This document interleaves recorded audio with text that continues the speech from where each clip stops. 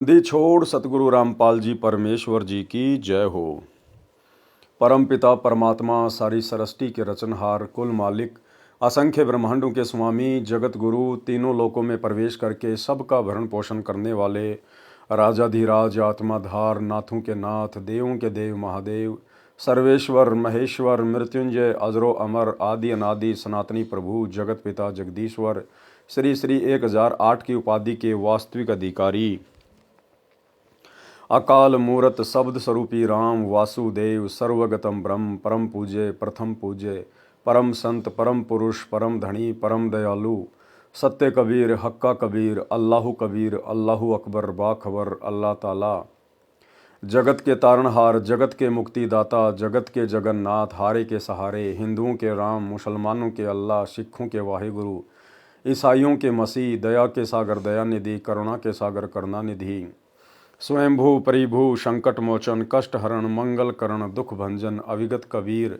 निर्विकार निर्विषम परमात्मा अलय अलेख सतगुरु आदि अनादि सतगुरु असली मर्यादा पुरुषोत्तम असली राम असली कृष्ण असली घनश्याम असली मुरारी राजाओं के राजा महाराजाओं के महाराजा शहंशाहों के शहंशाह सम्राटों के सम्राट भगवानों के भगवान अल्लाहों के अल्लाह प्रभुओं के प्रभु मसीहाओं के मसीह सच्चे वाहिगुरु बाबाओं के बाबा पीरों के पीर सेठों के सेठ जगत सेठ सावड़सा सेठ सर्वगुण संपन्न अनंत कोटि कलाओं के स्वामी अनंत कोटि ब्रह्मांडों के नायक योगियों में महायोगी ध्यानियों में महाध्यानी सिद्धों में परम सिद्ध ज्ञानियों में तत्व ज्ञानी ब्रह्म ज्ञानी महाज्ञानी परम ज्ञानी सर्वश्रेष्ठ ज्ञानी विज्ञानी युवा कबीर समरथ कबीर असमवात अमित ओजा सच्चे रहनुमा करीम अल्लाह सुभान अल्लाह दुनिया के अंतिम पैगंबर 8 सितंबर 1951 से गांव धनाना जिला सोनीपत हरियाणा भारतवर्ष की पावन भूमि पे प्रकट रियल कल की भगवान श्री नारायण साकार हरि श्री बाबा साहेब शब्द स्वरूपी राम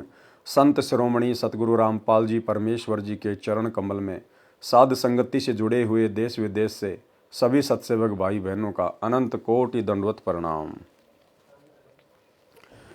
सत्साई भाई और बहनों, दया परमपिता परमेश्वर सारी सृष्टि के मालिक सारी सृष्टि को चलाने वाले पैदा करने वाले पालन पोषण करने वाले एकमात्र परमपिता परमेश्वर सतगुरु रामपाल जी भगवान की। भाई और बहनों, पूज्य गुरुदेव जी के आशीर्वाद से आप और हम सभी आत्माएं जो सत्सेवकों के नाम से जानी जाती हैं साध संगति से जुड़कर अपनी आत्मा के कल्याण हेतु गुरुदेव के तत्व ज्ञान को आधार बनाकर उन्हीं के आशीर्वाद से इस सत्य भक्ति मार्ग पर मोक्ष प्राप्ति के टारगेट को ध्यान में रखकर निरंतर दृढ़ता के साथ आगे बढ़ रही हैं। भाई और बहनों, गुरुदेव भगवान के विशेष आशीर्वाद से वीआईपी रजा से उन्हीं के कर कमल से लिखित पवित्र पुस्तक कबीर सागर के सरलार्थ के ऊपर वीडियो बनाने की श्रृंखला जारी है। इसी श्रृंखला में आज हमारा ये 49 नंबर का वीडियो है। प्रत्येक वीडियो में गुरुदेव के आशीर्वाद से हमें भक्ति मार्ग से संबंधित बहुत कुछ सीखने को मिलता है।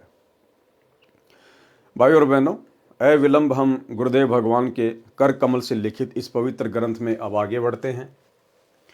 पवित्र कबीर सागर का सरलार्थ पेज नंबर 438 अध्याय श्वास गुंजार अर्थात शब्द गुंजार का सारांश।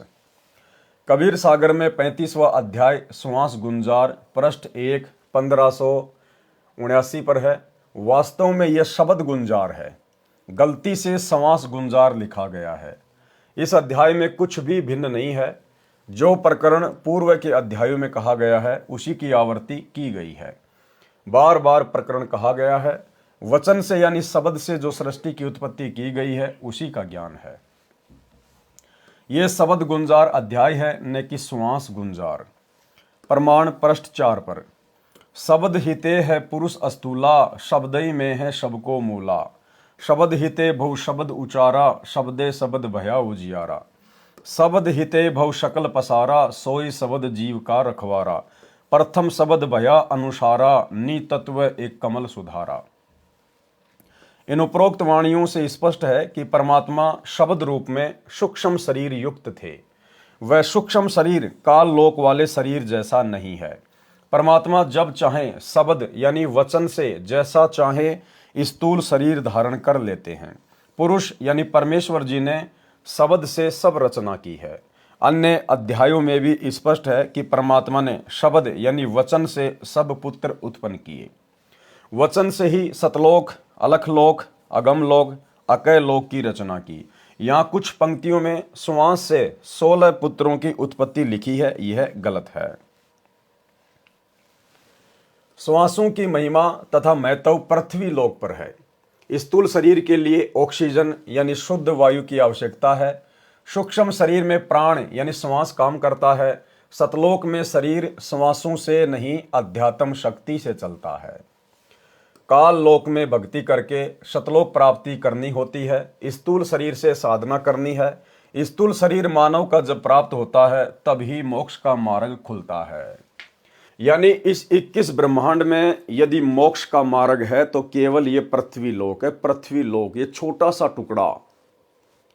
इस पृथ्वी लोक पर यदि हमें मनुष्य जन्म प्राप्त है स्त्री या पुरुष का, तो ही हम मोक्ष प्राप्त कर सकते हैं, यदि पूर्ण सतगुरु हमें मिल जाए तो। अन्यथा 21 ब्रह्मांड में और किसी भी पृथ्वी पर, किसी भी द्वीप में, किसी भी लोक में, चाहे आप देवता हैं, यक्ष हैं, गंधर्व हैं, किन्नर हैं, आप जी को मोक्ष प्राप्त नहीं हो सकता। तो कितना बड़ा सौभाग्य है कि वर्तमान कलयुग की बिचली पीढ़ी में, जो कि मोक्ष का प्राइम टाइम है, और इस पृथ्वी के छोटे से टुकड़े पर परम पूज्य परमेश्वर कबीर साहेब, सतगुरु रामपाल जी भगवान, आप और हम आत्माओं को ना जाने कहाँ कहाँ से उठाकर मनुष्य जन्म देते देते और इस प्राइम टाइम में लेके आए हैं। इसलिए भाई और बहनों, इस वर्तमान कलयुग की बिचली पीढ़ी में आप और हमारा जन्म, वो भी पृथ्वी लोक पर, और वो भी गुरुदेव भगवान के समकालीन, ये कोई सामान्य योग नहीं है, ये विशेष महायोग है जो पूज्य गुरुदेव भगवान ने बनाया है। इसलिए हमने इस विशेष महायोग का भरपूर लाभ उठाना है और हमने अपने इस मनुष्य जन्म को मर्यादित भक्ति करके अंत तक गुरुदेव भगवान के चरणों में लगे रहकर सफल बनाना है। स्थूल शरीर मानव जब प्राप्त होता है तब ही मोक्ष का मार्ग खुलता है। इसलिए इस अध्याय में श्वास का जो महत्व बताया है वह पृथ्वी लोक पर साधना से संबंध रखता है। कबीर श्वास ऊ श्वास में नाम जपो, व्यर्था श्वास ना खोए, ना बेरा इस श्वास का आवण हो के ना होए। श्वासा पारस भेद हमारा, जो खोजे सो उतरे पारा, श्वासा पारस आदि निशानी, जो खोजे सो होय दरबानी, हरदम नाम सोहंगम सोई, और आवागमन बहुर ना होई। संध्या आरती के सरलार्थ में इन सभी वाणियों का पूरा खुलासा हो चुका है।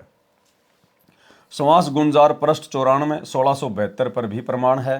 श्वासा सार गहे सैदानी, शशि के घर में सूर्य उगाने, श्वासा सार गहे गुंजारा, जाप जपे सतनाम प्यारा, अजपा जाप जपे सुखदाई, आव न जावे रे ठहराई।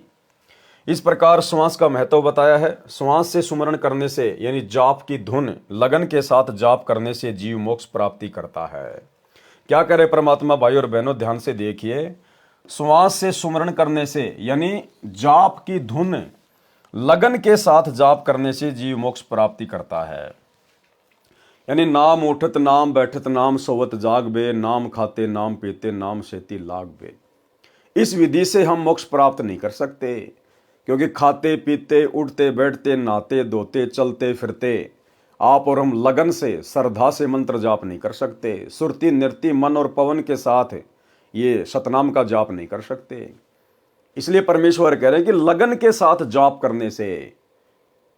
इसलिए आपने पिछली वीडियो में देखा जिसमें गुरुदेव भगवान ने लिखा कि आपको एकांत में बैठकर समय निकालकर और जो जाप आपके गुरुदेव ने दिया है उसका प्रेम के साथ आपने जाप करना है।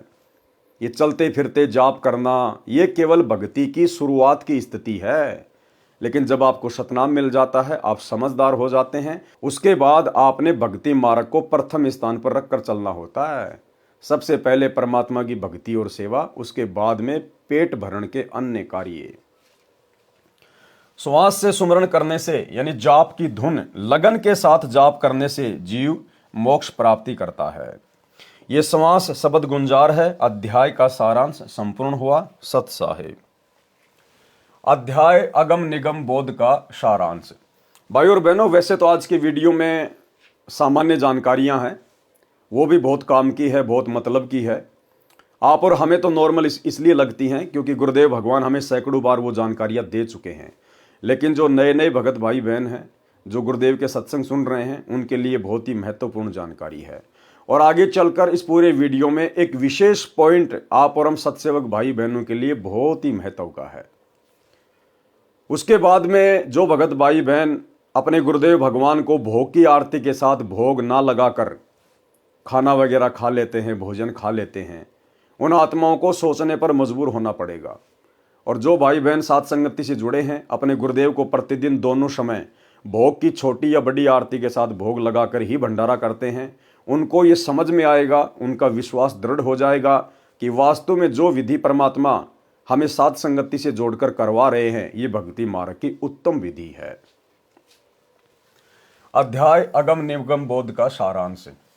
कबीर सागर में 36वां अध्याय अगम निगम बोध पृष्ठ 1 1691 पर है।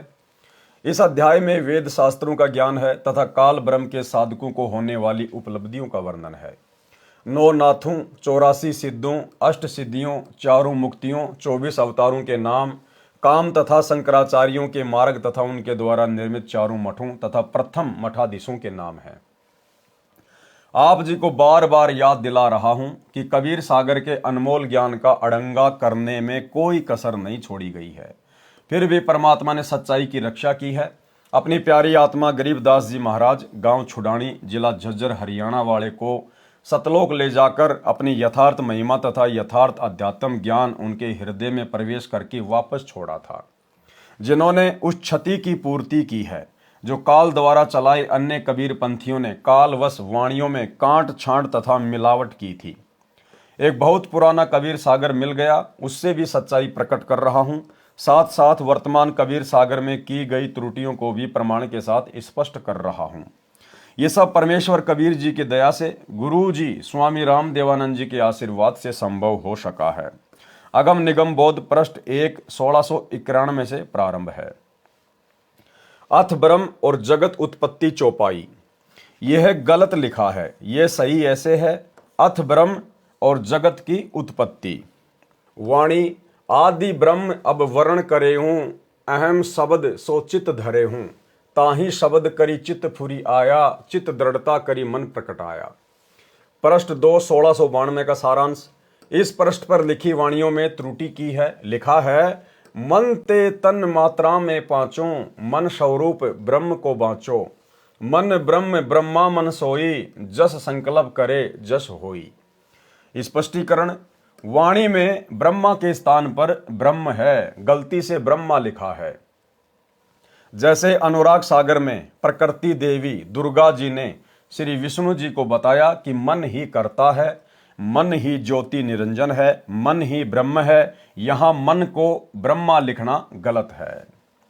वेदों में लिखा है कि विराट परमात्मा यानी काल ब्रह्म के मुख से ब्राह्मण, भुजाओं से क्षत्रिय, हाथों से वैश्य तथा पैरों से शूद्र उत्पन्न हुए।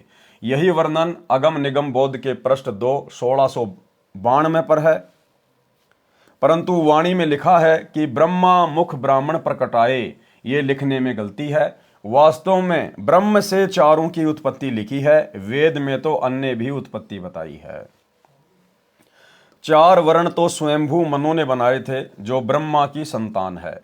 प्रश्न नंबर 3 में चित्रगुप्त का वर्णन भी गलत लिखा है। वास्तव में चित्र अलग, गुप्त अलग है, जिसका वर्णन पहले के अध्यायों में भी कर दिया है। यहाँ प्रश्न 3 1693 पर इन दोनों को एक लिखा है, परंतु सत्य यह है कि ब्रह्म काल ऊपर आकर ही रहता है। अथ चित्रगुप्त की उत्पत्ति कथा वर्णन। ब्रह्मा 4 वरुण बनाई, ताके मन पुनि चिंत्या आई। बिना लेखक जग काज न सर है, लेखक गणक कर्म को करी है। ये विधि ब्रह्मा जो कीन विचारा, चित्रगुप्त प्रकट ते ही बारा। लीने कर लेखनी मसिदानी, प्रकटे चित्रगुप्त गुण खानी। ब्रह्मा की अस्तुत उचारे, सो धुनी सुनी विधि पलक उधारे। ब्रह्मा की तब आज्ञा पाई, तप को चित्रगुप्त बन जाई। 12 वर्ष कीन तप गाडे, पुनि भे ब्रह्मा के सन्मुख ठाडे। तब ब्रह्मा निज सभा लगाए, सुर नर मुनि भूपति चली आए। ऋषि सी सिरसा तह पगुधारा, निज कन्या वर हे विचारा। कन्या चित्रगुप्त को ब्याहा, महीप मनवंतर पुनि अशाहा। भूप मनवंतर सूरज को पोता, ताहि सभा तिहि ओशर होता।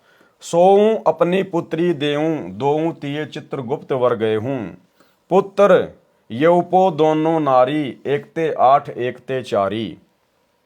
माथुर गौड अरुकरण भनीजय, वाल्मीकि श्री ध्वज ही गनीजय। सक्सेना श्री वास्तव ऐसे, श्रेष्ठाना शरम शक है तैसे। भावार्थ, ऊपर लिखी वाणी में बताया है कि चित्रगुप्त का विवाह ऋषि सीसरसा की बेटी से हुआ। फिर लिखा है कि सूरज ऋषि का पोता भूप मनवंतर नाम का था, उसने अपनी बेटी का विवाह चित्रगुप्त से किया था।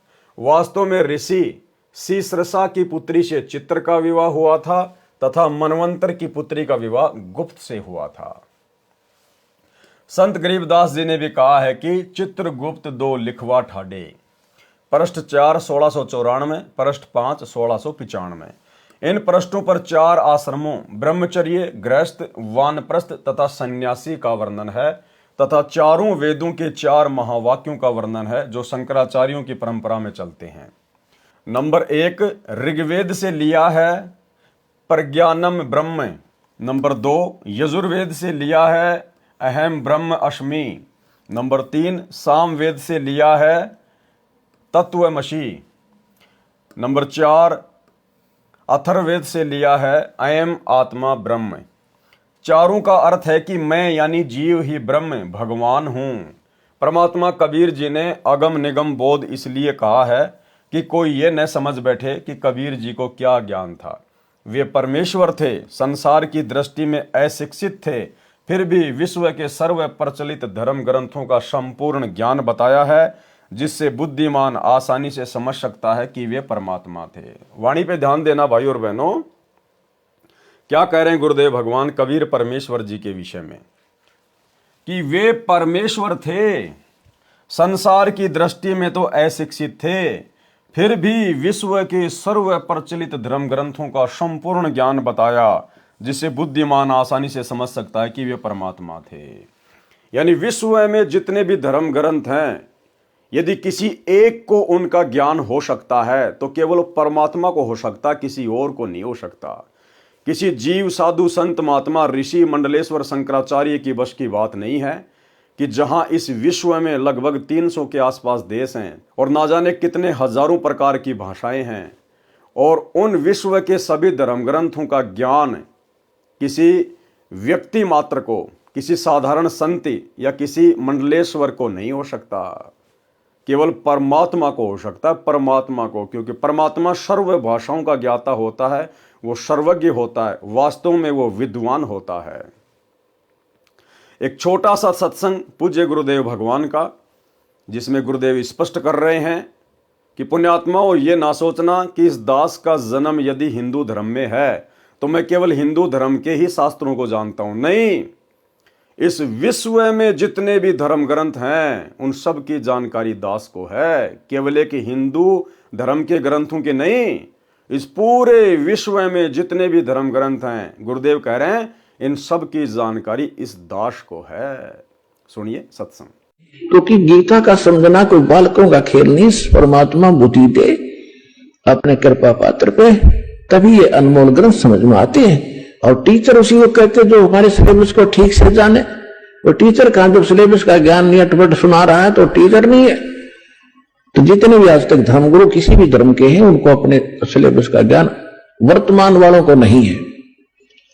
इस दास रामपाल दास के अतिरिक्त विश्व में नहीं है। ये कद्दे समझ माजी उतारा।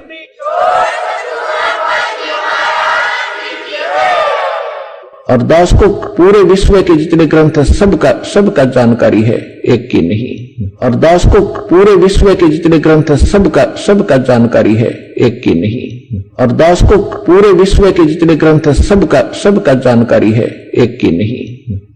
क्योंकि हमारा जन्म तो हिंदू धर्म में हुआ, केवल हिंदू धर्म के शब्द ग्रंथ नहीं, पूरे विश्व के जितने भी धर्म ग्रंथ हैं सबकी जानकारी दास को दी है कबीर भगवान ने, उस परमात्मा। तो भाई और बहनों, इस प्रकार के प्रमाणों से आप जी आसानी से विश्वास कर सकते हैं कि यदि वर्तमान में पृथ्वी पर कोई एकमात्र कबीर देव भगवान है, कोई परमेश्वर है, तो सतगुरु रामपाल जी हैं। इनके अलावा और कोई विद्वान नहीं, कोई सर्वज्ञ नहीं, कोई परमेश्वर नहीं है। पृष्ठ 5-6-1695 1696 पर 6 शास्त्रों के नाम बताए गए हैं। पहला शास्त्र न्याय शास्त्र गौतम ऋषि ने बनाया ऋग्वेद को पढ़कर। दूसरा मीमांसा शास्त्र जैमिनी ऋषि ने बनाया यजुर्वेद को पढ़कर। नंबर 3 वेदांत शास्त्र वेद व्यास ने बनाया सामवेद को पढ़कर। नंबर 4 सांख्य शास्त्र कपिल मुनि ने बनाया अथर्ववेद को पढ़कर। नंबर 5 पतंजल शास्त्र पतंजलि ऋषि ने बनाया आयुर्वेद को पढ़कर। नंबर 6 वैशेविश शास्त्र कणाद ऋषि ने बनाया अथर्ववेद को पढ़कर। भावार्थ 6 शास्त्र 6 ऋषियों ने वेदों को पढ़कर अपनी बुद्धि अनुसार वेदों के निष्कर्ष निकालकर अपना अपना अनुभव लिखा है। किसी का भी अनुभव एक दूसरे से मेल नहीं खाता है। अगम निगम बोध पृष्ठ 7 1697 का सारांश 4 उपवेद बताए हैं। Number 1 Ayurveda, number 2 Dhanurveda, number 3 Gandharvaveda, number 4 Arthaveda. Ayurveda इसकी रचना करने वाले ऋषि धन्वंतरी तथा 2 अश्वनी कुमार ऋषि हैं। शरत तथा नासत्ते 2 ऋषियों को अश्वनी कुमार कहते हैं। इनकी उत्पत्ति घोड़ी के मुख की ओर से हुई थी। ये सूर्य के पुत्र हैं। इसमें औषधि का ज्ञान है। नंबर 2 धनुर्वेद इसकी रचना ऋषि विश्वामित्र ने की है। आयुध यानी शस्त्रों का ज्ञान है। नंबर 3 गंधर्व वेद इसकी रचना श्री भर्तृहरि जी ने की थी। इसमें नृत्य सुर ताल का ज्ञान है, यानी नाचने गाने का ज्ञान है। नंबर 4 अर्थवेद इसकी रचना विश्वकर्मा जी ने की है। इसमें शिल्प का ज्ञान व धन उपार्जन का ज्ञान है। 4 उपवेद 60 अंग का ज्ञान। नंबर 1 शिक्षा सूत्र, नंबर 2 कल्प सूत्र, नंबर 3 व्याकरण, नंबर 4 निरुक्त। अगम निगम बोध पृष्ठ 8 1698 से पृष्ठ 12 1702 तक इसी प्रकार का ज्ञान है, जिसकी कबीर जी के उपासक को आवश्यकता नहीं है। पृष्ठ 12 1702 पर कबीर परमेश्वर जी ने स्पष्ट कर दिया है कि कबीर वेद मेरा भेद है, हम वेदन के माही, जौन वेद से मैं मिलूं वेद जानते नहीं। भावार्थ परमेश्वर कबीर जी ने बताया है कि 4 वेद मेरी महिमा बता रहे हैं। वेदों में वर्णित भक्ति विधि अधूरी है, इसलिए इन 4 वेदों ऋग्वेद, यजुर्वेद, सामवेद, अथर्ववेद में वर्णित विधि से मैं नहीं मिल सकता। जिस सूक्ष्म वेद सूक्ष्म ज्ञान तत्व ज्ञान में मेरे पाने की संपूर्ण विधि है, उसका ज्ञान 4 वेदों में नहीं है। और उस सूक्ष्म वेद की जानकारी वो परमात्मा स्वयं पृथ्वी पर तत्वदर्शी संत की भूमिका करके आगे प्रचारित करता है। विष्णु जी के 24 अवतारों का वर्णन पृष्ठ 13 1703 पर ब्रह्मा के 6 अवतार लिखे हैं। Number 1 Gautam, number 2 Kanad, number 3 Vyas ऋषि, number 4 Jaimini, number 5 Mandan Mishra, number 6 मीमांसकही। शिव जी के 11 रुद्रों के नाम बताए हैं। सर्प कपाली, त्रैबंक, कपि, मृग, व्याधि, बहुरूप, वृष, शंभु, हरि, रैवत, वीरभद्र। ब्रह्मा जी के दैहिक तथा मानस पुत्रों के नाम। सर्वप्रथम 2 पुत्रों का जन्म श्री ब्रह्मा जी से हुआ, दक्ष और अत्रि। इससे आगे शाखा चली है। पृष्ठ 14 1704 से पृष्ठ 16 1706 तक। 14 विष्णु के नाम, 14 इंद्र के नाम, 14 मनु के नाम, सप्त स्वर्ग के नाम, भू भवय स्वर्ग, महरलोक, जनलोक, तपलोक, शतलोक, नकली जो काल ने बना रखा है। सर्व पातालों के नाम अतल, वितल, सुतल, तलातल, महातल, पाताल व रसातल। 9 धरों के नाम भूलोक यानी भूमि, भुवरलोक, भू लोक यानी जल तत्व से निर्मित स्थान, जैसे बर्फ जम जाने के पश्चात उसके ऊपर खेल का मैदान बनाकर शीतल देशों में बच्चे खेलते हैं। स्वर स्वर्ग लोक जो अग्नि तत्व से निर्मित है, जैसे काष्ठ में अग्नि है उससे जापान देश में भवन बनाए जाते हैं। जैसे प्लाईवुड पर चित्रकारी करके चमकाया जाता है, ऐसा स्वर्ग लोक है। नंबर 4 पितरलोक, यह वायु तत्व से निर्मित है। जैसे ट्यूब में हवा भरकर उसे सैकड़ों टन सामान बड़े ट्रकों में भरकर ले जाया जाता है, ऐसे वायु को सिद्धि से रोककर उससे पितरलोक बना है। नंबर 5 शून्य। नंबर 6 अंतरलोक यानी अंतःलोक। नंबर 7 महतलोक, इसे सत्यलोक नकली सतलोक भी कहते हैं। नंबर 8 लोकालोक, यह एक पर्वत पर निर्मित है। निरंजन का झांझरी लोक। फिर बताया है कि निरंजन के शब्द से माया यानी काल जाल उत्पन्न हुआ, माया से महतत्व उत्पन्न हुआ, महतत्व से अहंकार, अहंकार से आकाश, आकाश से वायु, वायु से अग्नि, अग्नि से पानी, जल से भू यानी पृथ्वी की उत्पत्ति हुई। 7 द्वीपों के नाम जम्बू द्वीप, शाक द्वीप, क्रौच द्वीप, कुशा द्वीप, सलमल्प द्वीप, पलक्षो तथा पुष्क द्वीप। 8 वसुओं के नाम द्रोण, प्राणक, धों, अरक, अग्नि, दोषा, प्रमाण, विभाषु, वसु। ये सारी जानकारी भाई और बहनों इसलिए दी गई है ताकि आने वाले समय में कोई ये ना समझे कि कबीर जी तो अनपढ़ थे, उनको कोई ज्ञान नहीं था, सृष्टि रचना का ज्ञान नहीं था, लोक और द्वीपों का ज्ञान नहीं था। इसलिए परमात्मा ने बेसिक जानकारी कबीर सागर के सरलार्थ में आदरणीय धर्मदास जी के माध्यम से लिखवाई। चारों युगों की आयु सतयुग 70,28,000 वर्ष, त्रेता युग की आयु 12,96,000 वर्ष, द्वापर युग की आयु 8,64,000 वर्ष, कलयुग की आयु 4,32,000 वर्ष। चारों युगों का कुल समय 43,20,000 वर्ष। चारों युगों के समय को एक महायुग यानी चतुर्युग कहते हैं। कल्प की आयु 1,000 चतुर्युग 14 मनवंतर, एक मनवंतर की आयु 72 चतुर्युग। इंद्र का शासनकाल 1 मनवंतर यानी 72 चतुर्युग। ब्रह्मा जी का एक दिन, एक कल्प 1,000 चतुर्युग। वैसे 1,008 चतुर्युग का ब्रह्मा का एक दिन होता है, परंतु कहने में 1,000 चतुर्युग आता है। उदाहरण जैसे मनुष्यों के वर्ष में 365/1/4 दिन होते हैं, परंतु कहने में 365 दिन ही आते हैं। ब्रह्मा जी की आयु, ब्रह्मा का दिन कितना होता है? 1,000 चतुर्युग और रात्रि भी 1,000 चतुर्युग की। ब्रह्मा जी का एक महीना कब होता है? 30 दिन रात का, वर्ष 12 महीनों का। ब्रह्मा जी की आयु 100 वर्ष की। नोट, इस अगम निगम बोध पृष्ठ 16-1706 पर ब्रह्मा विष्णु महेश जी की आयु का अधूरा ज्ञान और गलत ज्ञान लिखा है। कबीर पंथियों की अज्ञानता की करामात है। वास्तविक ज्ञान है कि विष्णु की आयु 7 ब्रह्मा की मृत्यु के पश्चात एक विष्णु की मृत्यु होती है। शिव की आयु 7 विष्णु की मृत्यु के पश्चात एक शिव की मृत्यु होती है। अगम निगम बोध पृष्ठ 17-1707 से पृष्ठ 33-1723 तक का सारांश। 14 रत्नों के नाम, 5 प्रकार की यज्ञ, कर्म, उपासना, ज्ञान का वर्णन जो वेदांती करते हैं, कबीर जी के भगत के लिए आवश्यक नहीं है। ये केवल सांसारिक लोगों के लिए जो अपने आप को संस्कृत के विद्वान मानते हैं, वेदों के विद्वान मानते हैं, शास्त्री मानते हैं, ये उन लोगों की इस भ्रमणा को समाप्त करने के लिए परमात्मा लिख रहे हैं कि कोई ये ना समझे कि कबीर जी एक जुलाहा थे, वो एक अनपढ़ थे। 4 खानियों योनियों की जानकारी। 4 खानी के नाम श्वेतज, अंडज, जेरज, पिंडज। जीव शरीर धारण कैसे करता है? अब ये आप और हम भगत भाई बहनों के लिए बहुत ही महत्व का पॉइंट है, क्योंकि सात संगति के माध्यम से गुरुदेव भगवान ने अपनी कबीर के रूप में पहचान करवा के और फिर गीता अध्याय 3 श्लोक नंबर 13 के अनुसार जो घर घर में आसन लगवा दिए, बेड लगवा दिए, घर घर में सात संगत वाले भाई बहन अपने गुरुदेव भगवान को सर्वप्रथम भोग अर्पण करते हैं, भोग की आरती के साथ, उसके बाद भंडारा ग्रहण करते हैं। तो इसका फायदा क्या है भाई और बहनों?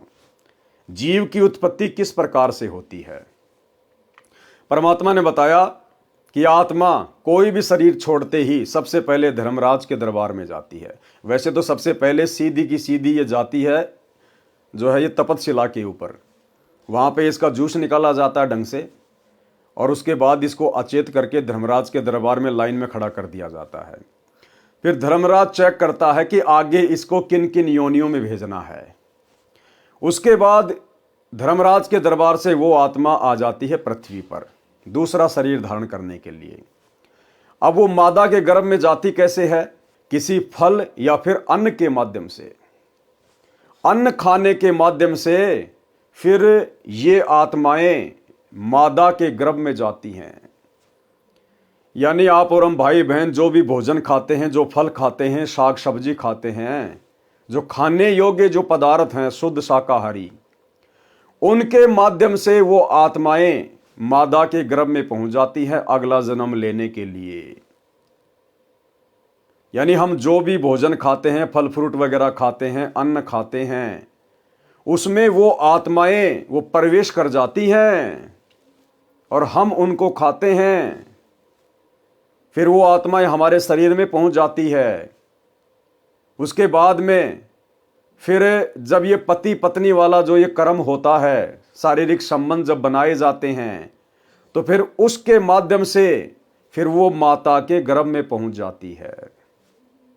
इसलिए भाइयों और बहनों, हम जो भी कुछ खाएं, विशेषकर दोनों समय का भंडारा, हम सबसे पहले अपने गुरुदेव भगवान को भोग की आरती के साथ में उस भंडारे का भोग लगाएं, ताकि उस पाप अन्न को प्रसाद के रूप में परिवर्तित किया जा सके। इसीलिए तो गीता अध्याय 3 श्लोक नंबर 13 में परमेश्वर का विधान है कि जो पापी प्राणी पूर्ण परमात्मा को भोग लगाए बिना अन्न पकाते हैं, अन्न खाते हैं, वो तो समझो पाप खा रहे हैं, पाप।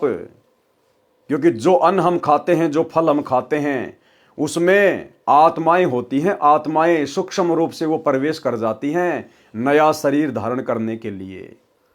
और यदि हम उस भोजन को, उन फल फ्रूट को, यदि हम सबसे पहले अपने गुरुदेव को, जो कि भक्ति का विधान है अध्याय 3 श्लोक नंबर 13 गीता जी का, यदि हम पूर्ण परमात्मा को भोग लगाए बिना अन्न खाते हैं, तो समझो हम पाप खा रहे हैं, पाप। तो भाई और बहनों, सात संगति के माध्यम से परमात्मा जो भी नियम लागू करवा रहे हैं, जो भी विधि आप और हम भगत भाई बहन अपना रहे हैं, ये किसी जीव के बस की बात नहीं है। ये स्वयं उस पूर्ण परमात्मा सतगुरु रामपाल जी के आदेश से, उनकी प्रेरणा से सब कुछ हो रहा है। तो आज इस पूरी पृथ्वी पर यदि कोई पाप नाशक अन्न खा रहा है तो केवल सत्सेवक भाई बहन है।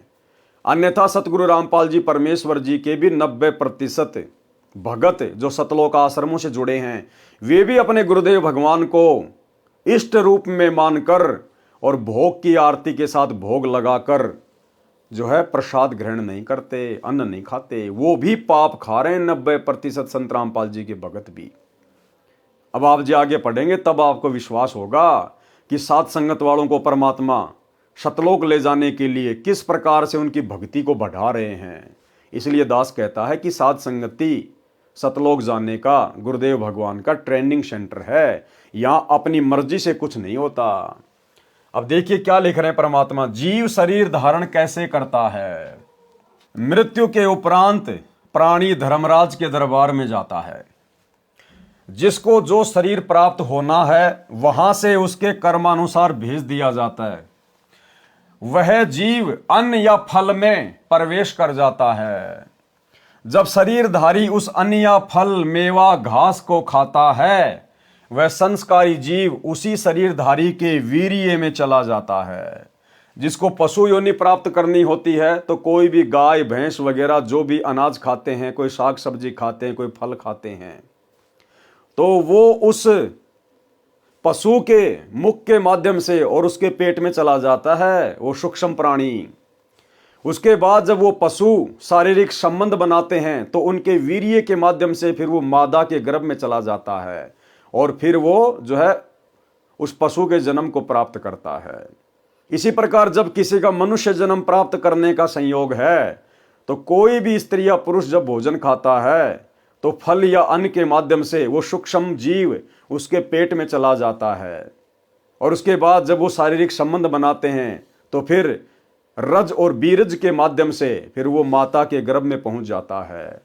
तो भाई और बहनों, हम जो भी कुछ खा रहे हैं यहां पर पाप ही पाप है, पाप ही पाप। इसलिए गीता अध्याय 3 श्लोक 13 गीता जी में कहा गया है कि जो व्यक्ति पूर्ण परमात्मा को भोग लगाए बिना अन्न पकाते हैं, अन्न खाते हैं, वो समझो पाप खा रहे हैं, पाप।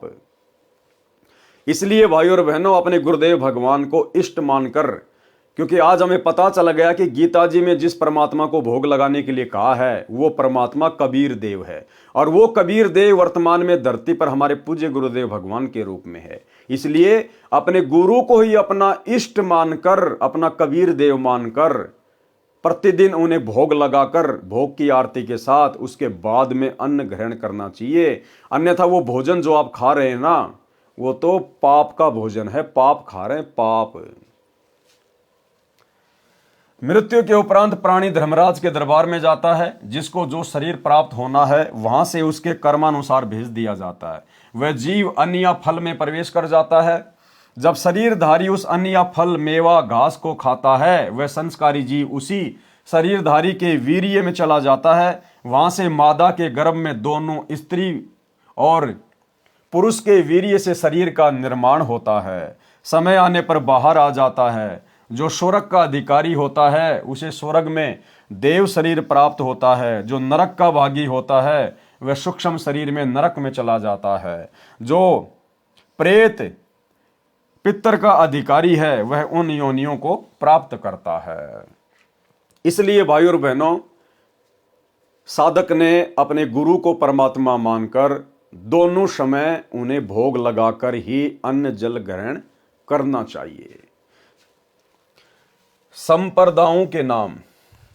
पृष्ठ 25 1715 पर रामानुज की गुरु पीढ़ी का गलत वर्णन किया है। जिस समय यह कबीर सागर धनी धर्मदास द्वारा लिखा गया था, विक्रमी संवत 1550 में, तब तक रामानंद स्वामी तथा उनका शिष्य अनंतानंद तक गद्दी चली थी। उसके पश्चात रामानंद स्वामी जी ने तो अपना भक्ति मार्ग ही बदल लिया था। वे तो कबीर पंथी हो गए थे। अनंतानंद महिमा की भूख के कारण नहीं माना था। उससे आगे रामानुज परंपरा चलती रही है। परंतु विक्रमी संवत 1550 के लेख में अनंतानंद से आगे की गुरु पीढ़ी के नाम कैसे आ गए? इससे सिद्ध है कि काल के दूतों ने गड़बड़ी की है, जिससे उनकी बुद्धि के विकास का भी पता चलता है। पृष्ठ 26 1716 पर तो स्पष्ट कर दिया है कि विक्रमी संवत 1913 तक की पीढ़ी लिखी है। गड़बड़ी स्पष्ट है। शिव परंपरा, विष्णु परंपरा का वर्णन है। पृष्ठ 32 1722 पर 52 द्वारों का वर्णन है, जो गलत है। पृष्ठ 33 1723 से पृष्ठ 39 1729 तक स्वामी रामानंद जी तथा परमेश्वर सत्य कबीर जी की कथा। परमेश्वर कबीर जी द्वारा स्वामी रामानंद जी को गुरु धारण करने का वर्णन है। अगम निगम बोध अध्याय में वर्णन गलत है। यथार्थ प्रकरण पढ़ें कबीर चरित्र बोध के सारांश में, पृष्ठ 525 से 539 तक, जो कि आगे आएगा। यह शब्द अगम निगम बोध के पृष्ठ 34 पर लिखा है। गुरु रामानंद जी समझ पकड़ियो मोरी बाही, जो बालक रुन जुनिया खेलत सो बालक हम नाही। हम तो लेना सत का सोध, हम ना पाखंड पूजा चाही। बाँ पकड़ो तो दृढ़ का पकड़, बहुर छूट ना जाई। जो माता से जन्मा वह नहीं इष्ट हमारा, राम कृष्ण मर विष्णु साथे जामन हारा। तीन गुण है तीनों देवता, निरंजन चौथा कहिए। अविनाशी प्रभु इन सब से न्यारा, मोकू वह चाहिए। पांच तत्व की देना मेरी, ना कोई माता जाया। जीव उदाहरण तुमको तारण, सीधा जग में आया। राम राम और ओम नाम ये सब काल कमाई। सत्य नाम दो मोरे सतगुरु, तब काल जाल छुटाई। सतनाम बिन जन्म मरे, परम शांति नाही। सनातन धाम मिले न कबहू, भावे कोटि समाधि लाई। सार शब्द सर जीवन कहिए, सब मंत्रन का सरदारा। कहे कबीर सुनो गुरु जी, या विधि उतरे पारा। शब्द, ये शब्द अगम निगम बोध के पृष्ठ 38 पर लिखा है। मेरा नाम कबीरा, हूँ जगत गुरु जाहीरा। तीन लोक में यश है मेरा, त्रिकुटी है अस्थाना। पांच तीन हम ही ने कीने, जाते रचा जिहाना। गगन मंडल में बासा मेरा, नौवे कमल पर माना। ब्रह्म बीज हम ही से आया, बनी जो मूर्ति नाना। शंखों लहर मेहर की उपजय, बाजय अनहद बाजा। गुप्त भेद वाही को देंगे, शरण हमारी आजा। बहुबंधन से लेऊं छुड़ाई, निर्मल करूं शरीरा। सुर नर मुनि कोई भेद न पावे, पावे संत गंभीरा। वेद कतेब में भेद न पूरा, काल जाल जंजाला। कह कबीर सुनो गुरु रामानंद, अमर ज्ञान उजाला। अगम निगम बोध पृष्ठ 39 1729 का सारांश। पृष्ठ 39 1729 से पृष्ठ 44 1734 तक गोरखनाथ से गोष्ठी का वर्णन है। साहिब कबीर व गोरखनाथ की गोष्ठी। एक समय गोरखनाथ सिद्ध महात्मा काशी यानी बनारस में स्वामी रामानंद जी, जो साहिब कबीर जी के गुरु जी थे, उनसे शास्त्रार्थ यानी गोष्ठी करने के लिए आए। जब ज्ञान गोष्ठी के लिए एकत्रित हुए, तब कबीर साहिब भी अपने पूज्य गुरुदेव स्वामी रामानंद जी के साथ पहुंचे थे। एक उच्च आसन पर रामानंद जी बैठे, उनके चरणों में बालक रूप में कबीर साहिब पूर्ण परमात्मा बैठे थे। गोरखनाथ जी भी एक उच्च आसन पर बैठे थे तथा अपना त्रिशूल अपने आसन के पास ही जमीन में गाड़ रखा था। गोरखनाथ जी ने कहा कि रामानंद, मेरे से चर्चा करो। उसी समय बालक रूप पूर्ण ब्रह्म कबीर जी ने कहा, नाथ जी, पहले मेरे से चर्चा करें, पीछे मेरे गुरुदेव से बात करना। योगी गोरखनाथ प्रतापी, तासों तेज पृथ्वी कापी। काशी नगर में सो पग पर ही, रामानंद से चर्चा करही। चर्चा में गोरख जय पावे, कंठी तोरे तिलक छुड़ावे। सत्य कबीर शिष्य जो भय हूँ, ये वृतांत सो मुनि लय हूँ। गोरखनाथ के डर के मारे, वैरागी नहीं भेष सवारे। तब कबीर आज्ञा अनुसारा, वैष्णव शकल शव रूप संवारा। सो सुधी गोरखनाथ जो पायो, काशी नगर शीघ्र चल आयो। रामानंद को खबर पठाई, चर्चा करो मेरे संग आई। रामानंद की पहली पोरी, सत्य कबीर बैठे तिस ठोरी। कहे कबीर सुन गोरखनाथा, चर्चा करो हमारे साथा। प्रथम चर्चा करो संग मेरे, पीछे मेरे गुरु को टेरे। बालक रूप कबीर निहारी, तब गोरख ताहि वचन उचारी। इस पर गोरखनाथ जी ने कहा, तू बालक कबीर जी कब से योगी बन गया? कल जन्मा, अर्थात छोटी आयु का बच्चा, और चर्चा मेरे गोरखनाथ के साथ है। तेरी क्या आयु है और कब बैरागी यानी संत बन गए? गोरखनाथ जी का प्रश्न। कब के भये बैरागी कबीर जी, कब से भये बैरागी? कबीर जी का उत्तर, नाथ जी जब से भये बैरागी, मेरी आदि अंत सुधि लागी। धुंधुकार आदि का मेला, नहीं गुरु नहीं था चेला। जब का तो हम योग उपासा, तब का फिरूं अकेला। धरती नहीं जद की टोपी दीन्या, ब्रह्मा नहीं जद का टीका। शिव शंकर से योगी ना थे, जद का झोली सिक्का। द्वापर को हम करी फावड़ी, त्रेता को हम दंडा। सतयुग मेरी फिरी दुहाई, कलयुग फिरूं नौखंडा। गुरु के वचन साधु की संगत, अजर अमर घर पाया। कहे कबीर सुनो हो गोरख, मैं सबको तत्व लखाया। साहिब कबीर जी ने गोरखनाथ जी को बताया है कि मैं कब से वैरागी बना। साहिब कबीर ने उस समय वैष्णव संतों जैसा वेश बना रखा था, जैसा श्री रामानंद जी ने बाणा यानी वेश बना रखा था। मस्तिष्क में चंदन का टीका, टोपी व झोली, सिक्का, एक फावड़ी जो भजन करने के लिए लकड़ी की अंग्रेजी के टी के आकार की होती है, यानी इसके ऊपर हाथ रख के यूं बैठा करते थे अपनी माला लेके, तथा एक डंडा लकड़ी का लट्ठा साथ लिए थे। ऊपर के शब्द में कबीर परमेश्वर जी ने कहा है कि जब कोई सृष्टि काल सृष्टि नहीं थी तथा न सतलोक सृष्टि थी, तब मैं कबीर अनामी लोक में था और कोई नहीं था। चूंकि साहिब कबीर ने ही सतलोक सृष्टि शब्द से रची तथा फिर काल ज्योति निरंजन ब्रह्म की सृष्टि भी सत्य पुरुष ने रची। जब मैं अकेला रहता था तब धरती यानी पृथ्वी भी नहीं थी, तब से मेरी टोपी जानो। ब्रह्मा जो गोरखनाथ तथा उनके गुरु मच्छंद्रनाथ आदि सर्व प्राणियों के शरीर बनाने वाला पैदा भी नहीं हुआ था, तब से मैंने टीका लगा रखा है, अर्थात मैं कबीर तब से सत्य पुरुष आकार रूप में ही हूं। सतयुग, त्रेता युग, द्वापर युग तथा कलयुग, ये 4 युग तो मेरे सामने असंख्य जा लिए। कबीर परमेश्वर जी ने कहा कि हमने सतगुरु वचन में रहकर अजर अमर घर सतलोक पाया, इसलिए सर्व प्राणियों को तत्व यानी वास्तविक ज्ञान बताया है कि पूर्ण गुरु से उपदेश लेकर आजीवन गुरु वचन में चलते हुए पूर्ण परमात्मा का ध्यान सुमरण करके उसी अजर अमर सतलोक में जाकर जन्म मरण रूपी अति दुखमयी संकट से बच सकते हैं। इस बात को सुनकर गोरखनाथ जी ने पूछा कि आपकी आयु तो बहुत छोटी है, अर्थात आप लगते तो हो बालक से। जो बूझे सोई बावरा, क्या है उम्र हमारी, असंख्य युग पर ले गई तब का ब्रह्मचारी।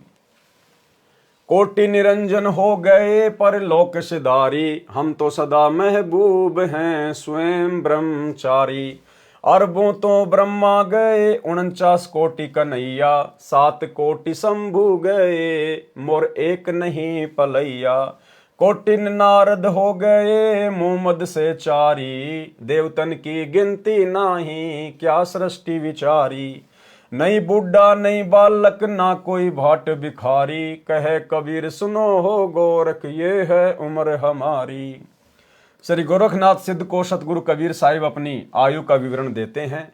असंख्य युग प्रलय में गए तब का मैं वर्तमान हूँ, अर्थात अमर हूँ। करोड़ों ब्रह्म क्षर पुरुष अर्थात काल भगवान मृत्यु को प्राप्त होकर पुनर्जन्म प्राप्त कर चुके हैं। एक ब्रह्मा की आयु 100 वर्ष की है। ब्रह्मा का एक दिन 1000 चतुर्युग तथा इतनी ही रात्रि, दिन रात 2000 चतुर्युग। नोट, ब्रह्मा जी के एक दिन में 14 इंद्रों का शासन काल समाप्त हो जाता है। एक इंद्र का शासन काल 72 चतुर्युग का होता है, इसलिए वास्तव में ब्रह्मा जी का एक दिन 72 गुणा 14 1008 चतुर्युग का होता है तथा इतनी ही रात्रि, परंतु उसको 1000 चतुर्युग ही मानकर चलते हैं। महीना 60,000 चतुर्युग, वर्ष 7,20,000 चतुर्युग की। ब्रह्मा जी की आयु 7 करोड़ 20 लाख चतुर्युग की। ब्रह्मा से 7 गुना विष्णु जी की आयु 50 करोड़ 40 लाख चतुर्युग की विष्णु जी की आयु है। विष्णु से 7 गुना शिव जी की आयु 3 अरब 52 करोड़ 80 लाख चतुर्युग की शिव की आयु हुई। ऐसी आयु वाले 70,000 शिव भी मर जाते हैं, तब सदाशिव रूप में विराजमान एक ज्योति निरंजन ब्रह्म मरता है। पूर्ण परमात्मा के द्वारा पूर्व निर्धारित किए समय पर एक ब्रह्मांड में महाप्रलय होती है। यह 70,000 शिव की मृत्यु अर्थात एक सदाशिव ज्योति निरंजन की मृत्यु होती है। एक युग होता है परब्रह्म का, यानी जब एक सदाशिव रूप में ज्योति निरंजन मरता है तो ये एक युग होता है परब्रह्म का। परब्रह्म का एक दिन 1000 युग का होता है, इतनी ही रात्रि होती है। 30 दिन रात का एक महीना तथा 12 महीनों का परब्रह्म का एक वर्ष हुआ तथा 100 वर्ष की परब्रह्म की आयु है। परब्रह्म की भी मृत्यु होती है। ब्रह्म अर्थात ज्योति निरंजन की मृत्यु परब्रह्म के एक दिन के पश्चात होती है। परब्रह्म के 100 वर्ष पूरे होने के पश्चात एक शंख बजता है, सर्व ब्रह्मांड नष्ट हो जाते हैं, केवल सतलोक व ऊपर तीनों लोक ही शेष रहते हैं। इस प्रकार कबीर परमात्मा ने कहा है कि करोड़ों ज्योति निरंजन मर लिए, मेरी एक पल भी आयु कम नहीं हुई है, अर्थात मैं वास्तव में अमर पुरुष हूं। अन्य भगवान जिसका तुम आश्रय लेकर भक्ति कर रहे हो वे नाशवान हैं, फिर आप अमर कैसे हो सकते हो? अरबों तो ब्रह्मा गए 49 कोटि कन्हैया, 7 कोटि शंभु गए मोर एक नहीं पलैया। यहाँ देखें अमर पुरुष कौन है। 343 करोड़ त्रिलोकी ब्रह्मा मर जाते हैं, 49 करोड़ ये त्रिलोकीय विष्णु तथा 70,000 ये त्रिलोकीय शिव मर जाते हैं, तब 21 ब्रह्मांड का विनाश होता है। एक ज्योति निरंजन अर्थात काल ब्रह्म ब्रह्म काल रूप में मरता है, जिसे गीता जी के अध्याय 15 के श्लोक 16 में क्षर पुरुष नाशवान भगवान कहा है, इसे ब्रह्म भी कहते हैं। तथा इसी लोक में जिसे अक्षर पुरुष अविनाशी कहा है वह परब्रह्म है, जिसे अक्षर पुरुष भी कहते हैं। अक्षर पुरुष अर्थात परम ब्रह्म भी नष्ट होता है। ये काल भी करोड़ों समाप्त हो जाएंगे, तब सर्व अंडों अर्थात ब्रह्मांडों का नाश होगा।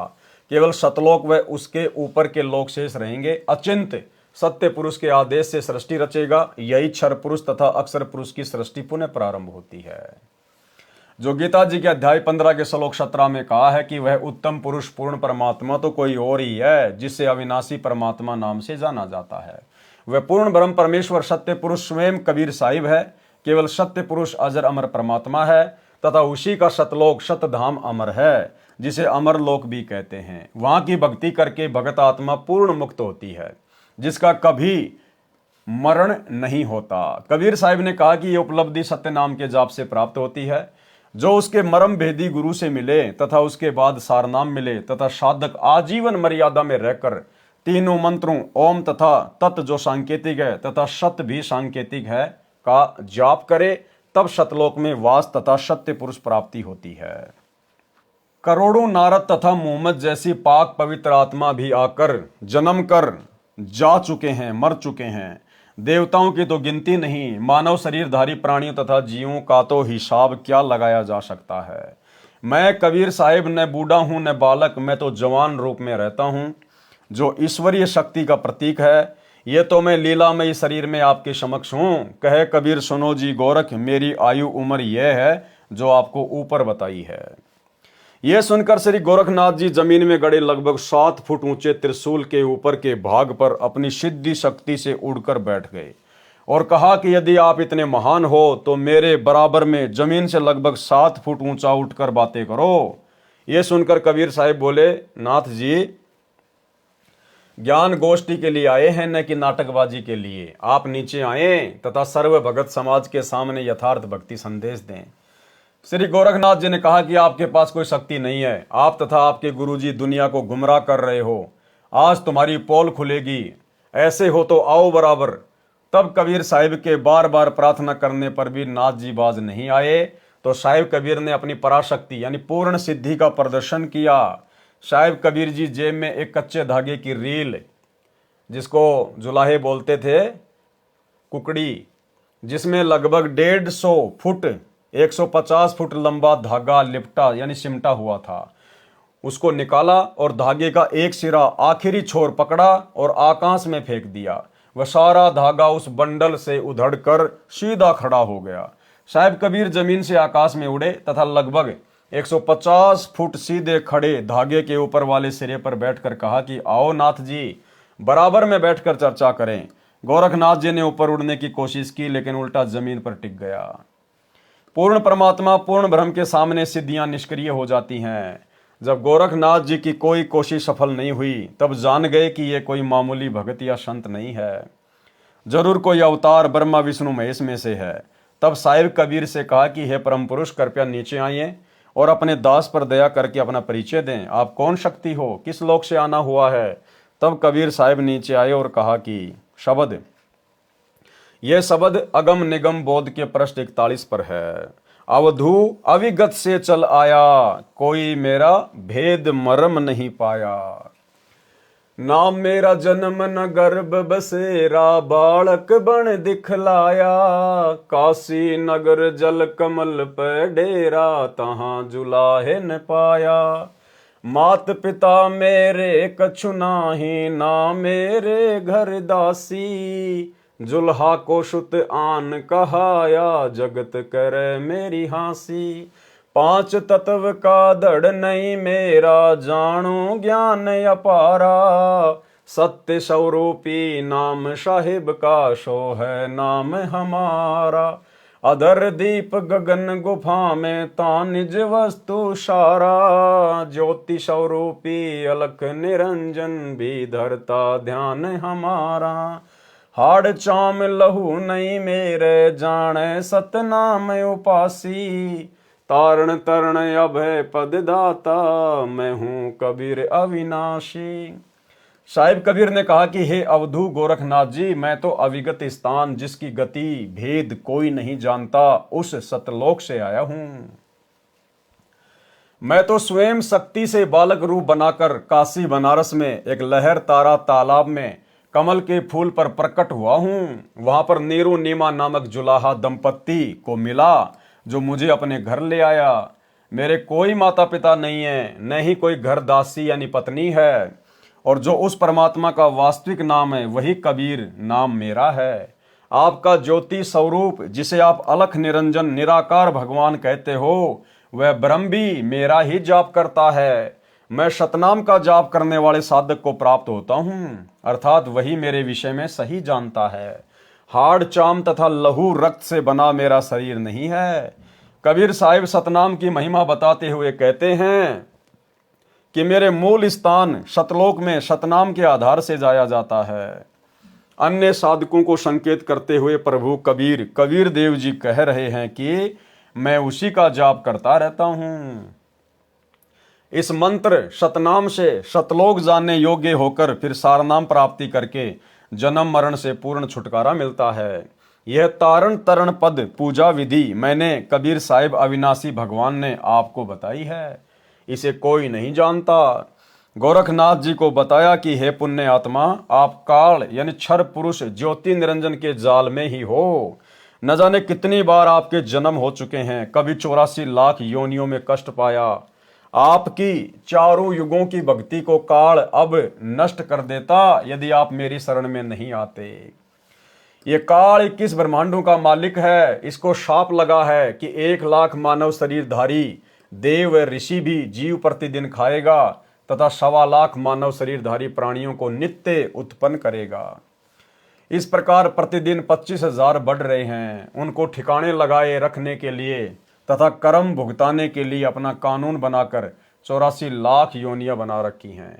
इन्हीं 25,000 अधिक उत्पन्न जीवों के अन्य प्राणियों के शरीर में प्रवेश करता है, जैसे खून में जीवाणु, वायु में जीवाणु आदि आदि। इसकी पत्नी आदि माया प्रकृति देवी है। इसी से काल ब्रह्म अलख निरंजन ने पति पत्नी के सहयोग से 3 पुत्र ब्रह्मा विष्णु शिव उत्पन्न किए।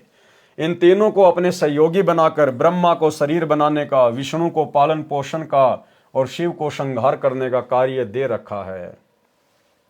इनसे प्रथम तप करवाता है, फिर सिद्धियां भर देता है, जिसके आधार पर इनसे अपना उल्लू सीधा करता है, और अंत में इन्हें जब ये शक्ति रहित हो जाते हैं मार कर तपतशिला पर भून कर खाता है, तथा अन्य पुत्र पहले ही उत्पन्न करके अचेत रखता है, उनको सचेत करके अपना उत्पत्ति स्थिति तथा संहार का कार्य करता है। ऐसे अपने काल लोक को चला रहा है। इन सबसे ऊपर पूर्ण परमात्मा है, उसका भी अवतार मुझ कबीर परमेश्वर को जान। यानी परमेश्वर खुद ही अवतार रूप में धरती पर प्रकट होते हैं, किसी को भेजते नहीं हैं। गोरखनाथ के मन में विश्वास हो गया कि कोई शक्ति है जो कुल का मालिक है। गोरखनाथ ने कहा कि मेरी एक शक्ति और देखो। ये कहकर गंगा की ओर चल पड़ा। सर्व दर्शकों की भीड़ भी साथ ही चली। लगभग 500 फुट पर गंगा नदी थी। उसमें जाकर छलांग लगाते हुए कहा कि मुझे ढूंढ दो, फिर मैं गोरखनाथ आपका शिष्य बन जाऊंगा। गोरखनाथ मछली बन गया। साहिब कबीर ने उसी मछली को पानी से बाहर निकालकर सबके सामने गोरखनाथ बना दिया। तब गोरखनाथ जी ने परमेश्वर कबीर जी को पूर्ण परमात्मा स्वीकार किया और शिष्य बने। परमेश्वर कबीर जी से सतनाम लेकर भक्ति की तथा सिद्धियां प्राप्त करने वाली साधना की। गीता जी के अध्याय 14 के श्लोक 26-27 का भाव है कि साधक अव्यभिचारिणी भक्ति अर्थात पूर्ण आश्रित मुझ काल भरम पर होकर अन्य देवी देवताओं तथा माता रजगुण ब्रह्मा, सतगुण विष्णु, तमगुण शिव आदि की पूजा त्याग कर केवल मेरी भक्ति करता है तथा एक मेरे ओम मंत्र का जाप करता है, वह उपासक उस परमात्मा को पाने योग्य हो जाता है और आगे की साधना करके उस परमानंद के परम सुख को भी मेरे माध्यम से प्राप्त करता है। जैसे कोई विद्यार्थी मैट्रिक बीए एमए करके किसी कोर्स में प्रवेश लेकर सर्विस प्राप्त करके रोजी रोटी प्राप्त करके सुखी होता है, तो उसके लिए उसने मैट्रिक की शिक्षा प्राप्त की, जिसके बाद कोर्स ट्रेनिंग में प्रवेश किया, उसको मैट्रिक की शिक्षा अवस्था अर्थात सहयोगी हुआ, सर्विस प्रदान करता नहीं हुआ। ठीक इसी प्रकार काल भगवान कह रहा है कि उस अविनाशी परमात्मा के अमृतत्व का और नित्य रहने वाले स्वभाव का तथा धर्म और अखंड स्थायी रहने के आनंद का सहयोगी मैं ब्रह्म हूँ। इसी का प्रमाण गीता जी के अध्याय 18 के श्लोक 66 में कहा है कि सर्व मेरे सत्र की साधनाओं, ओम एक अक्षर के जाप तथा पांचों यज्ञों की कमाई को मुझ में त्याग कर एक पूर्ण ब्रह्म की शरण में जा, तब तेरे सर्व पाप क्षमा कर दूंगा। जिन भगत आत्माओं ने काल ब्रह्म के ओम मंत्र का जाप अनन्य मन से किया, उनको कबीर भगवान ने आगे की उस पूर्ण परमात्मा की भक्ति प्रदान करके काल लोक से पार किया।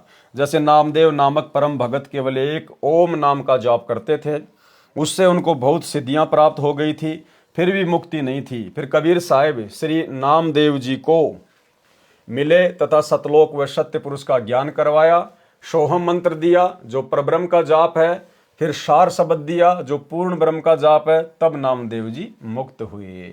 ऐसे ही गोरखनाथ जी ने भी एक मंत्र अलख निरंजन का जाप तथा चांचरी मुद्रा की साधना की, तब साहिब कबीर ने उन्हें ओम तथा सोहम मंत्र दिया तथा काल जाल से बाहर किया। मलुकदास जी को परमेश्वर कबीर जी संत रूप में मिले थे, उनको सतलोक ले जाकर वापस छोड़ा था, अपनी महिमा से परिचित करवाया। उसके पश्चात संत मलुकदास जी ने कबीर जी की महिमा का गुणगान किया।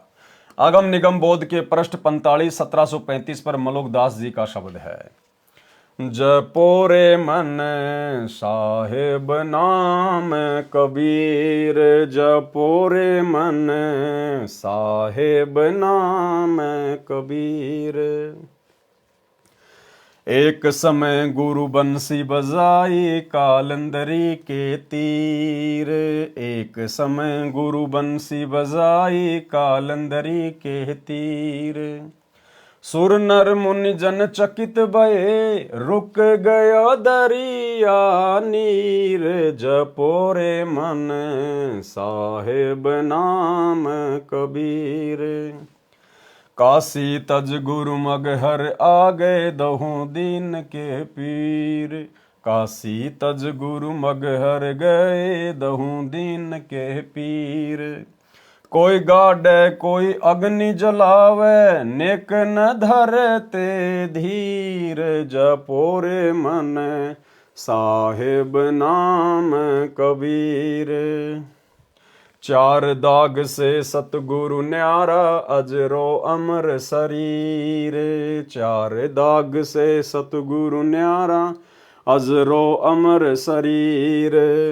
जगन्नाथ का मंदिर बचाया, ऐसे गहर गंभीर, जपो रे मन साहेब नाम कबीर। दास मलुक सलुक कहत है, खोजो कसम कबीर। संत दादू दास जी को कबीर जी ने शरण में लिया। श्री दादू जी को 7 वर्ष की आयु में जिंदा बाबा जी के स्वरूप में परमेश्वर कबीर जी मिले थे। उस समय कई अन्य हम उम्र बच्चे भी खेल रहे थे। परमेश्वर कबीर जी ने अपने कमंडल यानी लोटे से कुछ जल पान के पत्ते को कटोरी की तरह बनाकर पिलाया तथा प्रथम नाम देकर सतलोक ले गए। दादू जी 3 दिन रात अचेत यानी कोमा में रहे, फिर सचेत हुए तथा कबीर जी का गुणगान करने लग गए। दादू जी 3 दिन रात अचेत कोमा में रहे, फिर सचेत हुए तथा कबीर जी का गुणगान किया। जो बच्चे श्री दादू जी के साथ खेल रहे थे, उन्होंने गांव में आकर बताया कि एक बूढ़ा बाबा आया था, उसने जादू जंत्र का जल दादू को पिलाया था, परंतु दादू जी ने बताया था कि जिन मोकू निज नाम दिया, सोए सतगुरु हमार, दादू दूसरा कोई नहीं, वो कबीर सृजनहार। दादू नाम कबीर की, जय कोई लेवे ओट, ताको कबू लागे नहीं, काल बजर की चोट। केहरी नाम कबीर है, विषम काल गजराज, दादू भजन प्रताप से भागे सुनत आवाज। अब हो तेरी शब मिटे जन्म मरण की पीर, श्वास ऊ श्वास सुमर ले, दादू नाम कबीर। स्पष्टीकरण, संत मलुकदास जी तथा संत दादू दास जी को परमेश्वर संत गरीबदास जी की तरह सतलोक जाने के पश्चात मिले थे। यह प्रकरण कबीर सागर में नहीं था, बाद में लिखा गया है। अगम निगम बोध पृष्ठ 44 1734 पर नानक जी का शब्द है, वाह वाह कबीर गुरु पूरा है। वाह वाह कबीर गुरु पूरा है, वाह वाह कबीर गुरु पूरा है। पूरे गुरु की मैं बल जाऊं, पूरे गुरु की मैं बल जाऊं, जाका सकल जहूरा है। वाह वाह कबीर गुरु पूरा है, वाह वाह कबीर गुरु पूरा है। अधर दलूचे पर गुरुवन के, अधर दलूचे पर गुरुवन के, शिव ब्रह्मा जा सूरा है, वाह वाह कबीर गुरु पूरा है। श्वेत ध्वजा फरकत गुरुवन की, श्वेत ध्वजा फरकत गुरुवन की, बाजत अनहद तूरा है, वाह वाह कबीर गुरु पूरा है, वाह वाह कबीर गुरु पूरा है।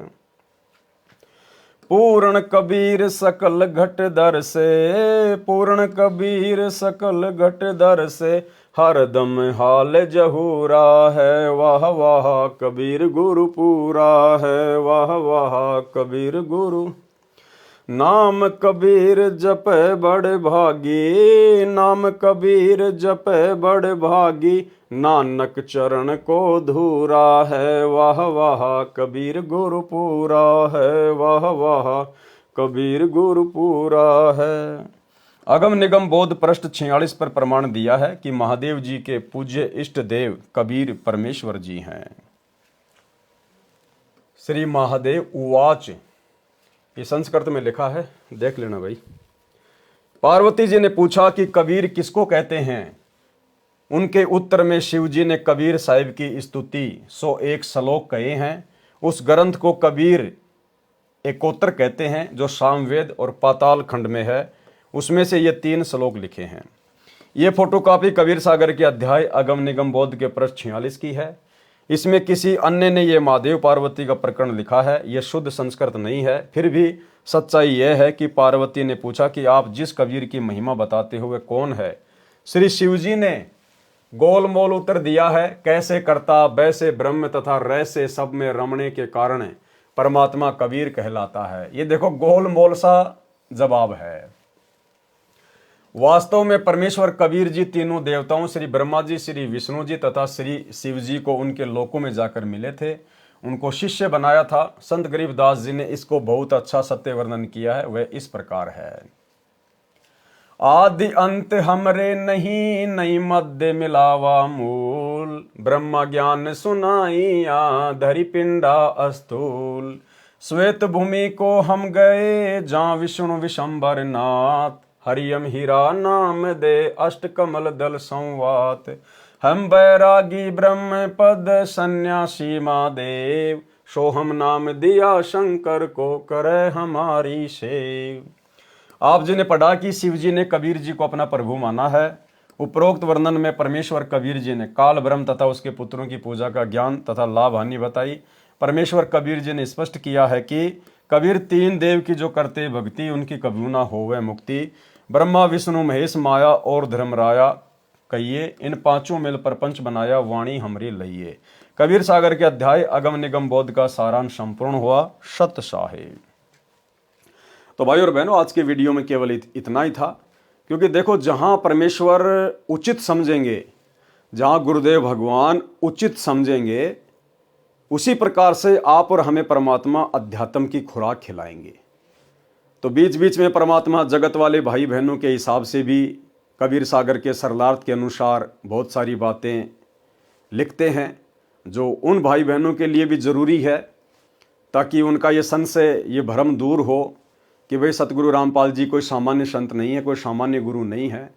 इन्होंने जो कबीर सागर के सरलार्थ को लिखा है, ये वास्तव में कबीर सागर का जो बिगड़ा हुआ रूप है उसको सरल करके, शुद्ध करके लिखा है। और जहाँ जहाँ आवश्यकता पड़ेगी, आप और हम भगत भाई बहनों के लिए भी परमात्मा विशेष हमारा विश्वास बढ़ाने वाली बातें बीच बीच में आप और हम तक पहुँचाएंगे। तो इसी प्रकार से हम भाई बहन आगे बढ़ते रहें। गुरुदेव भगवान के कर कमल से लिखित होने के कारण इन वाणियों को पढ़ने और सुनने मात्र से भी हम ढेर सारे पुण्य के भागी बनते हैं। तो आज के वीडियो में केवल इतना ही। कल रात्रि 8 बजे फिर से दास के Facebook page Pawan Das is live के ऊपर लाइव जुड़िए। तब तक गुरुदेव भगवान हम सबको आज्ञा दें, इजाज़त दें, आशीर्वाद दें। बंदी छोड़ सतगुरु रामपाल जी भगवान की जय हो।